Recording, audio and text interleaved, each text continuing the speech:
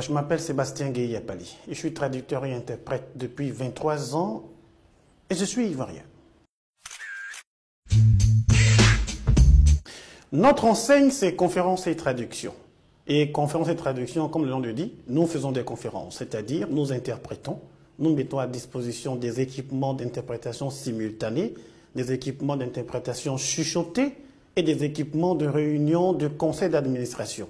Et à côté de ça, nous organisons les conférences avec les clients et après les conférences, nous faisons de la traduction.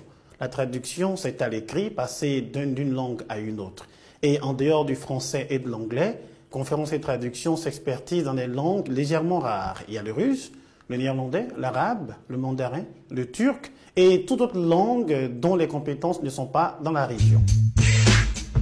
Conférences et traductions se distinguent d'abord par sa dénomination. Nous sommes une entreprise qui a décidé de porter le nom de ses services. Ça permet donc aux clients de ne pas se poser de questions quand ils nous cherchent. À côté de ça, nous avons embrassé l'ère de notre temps.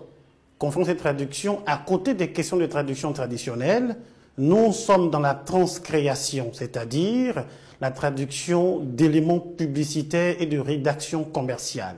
À ce niveau, nous invitons nos traducteurs à entrer dans le système marketing et publicitaire pour pouvoir donner aux clients d'avoir leur message important dans d'autres langues, surtout que les entreprises ivoiriennes s'expertisent à l'extérieur et d'autres arrivent. Notre entreprise espère se porter très bien.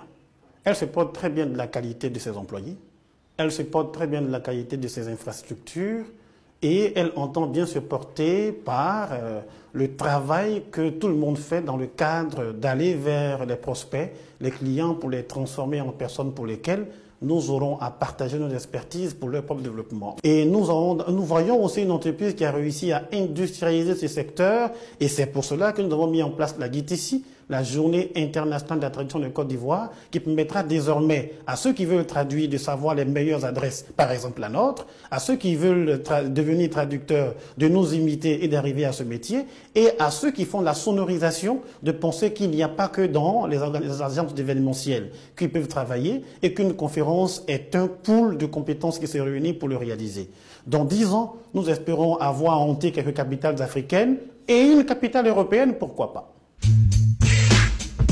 Généralement, le secteur de la langue est un secteur qui est méconnu. La méconnaissance de ce secteur fait que ceux qui se tournent vers les personnes pour des questions de traduction vont vers toutes sortes de personnes ceux qui sont bilingues. Or, le bilinguisme ne garantit pas les expertises en matière de traduction ou d'interprétation. Alors, la première chose, c'est qu'on puisse travailler à être de meilleurs vendeurs afin d'améliorer le service et l'offre aux différentes personnes qui ont besoin de traduire et pour qui la traduction est un exercice vital. Aujourd'hui, par exemple, les gens traduisent depuis 1975 à 15 000 francs la page, alors que tout a augmenté. Il est difficile à nos traducteurs de pouvoir émettre une facture de 15 000 francs la page. Et cette pudeur est liée à la méconnaissance, à la sous-valorisation, à la dévalorisation ou peut-être